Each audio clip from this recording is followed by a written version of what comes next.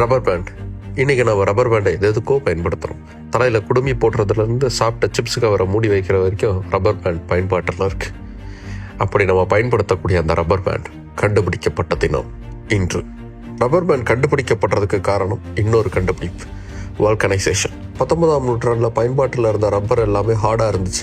பெரிய அளவுக்கு ஹீட் அதால் தாங்க முடியல. அதை மாற்றி ரப்பருக்கு எலாஸ்டிக் தன்மை கொடுக்கக்கூடிய ஒரு மெத்தடை கண்டுபிடிச்சாரு சார்லஸ் குட்யர். அவர் கண்டுபிடிச்ச அந்த மெத்தடுக்கு பேர் தான் வால்கனைசேஷன்.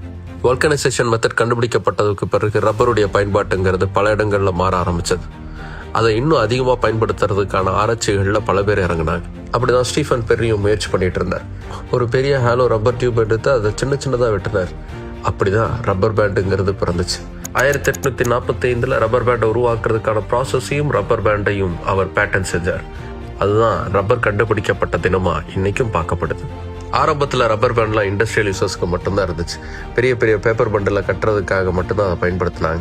19ஆம் நூற்றாண்டில் ரப்பர் பேண்ட் கண்டுபிடிக்கப்பட்டாலும் 20ஆம் நூற்றாண்டு வரைக்கும் இதுதான் நிலைமையாக இருந்துச்சு. ஆனால் அமெரிக்காவின் ஓஹியோ மாகாணத்தை சார்ந்த வில்லியம் ஸ்பென்சர் ஆஃப் அலையன்ஸ் அதை மாற்றி அதை பொதுமக்கள் பயன்பாட்டுக்கு கொண்டு வந்தாங்க. செமையாக காசு பார்த்தாங்க. இன்னைக்கு உலகம் முழுக்க பல மில்லியன் கணக்கான ரப்பர் பேண்ட்கள் பல வகையான பயன்பாட்டுக்கு பயன்படுத்தப்படுது. ரப்பர் பேண்ட் எதுக்கோ பயன்பாட்டாலும் கையில் ரப்பர் பேண்டை வச்சு பேப்பரை மடித்து அதில் பீரங்கி விட்டது தான் என்றைக்கும் மறக்க முடியாது. உங்களுக்கு ரப்பர் பேண்ட் பயன்படுத்துறதுல எது மறக்க முடியாததுன்னு கீழே கமெண்ட் பண்ணுங்கள்.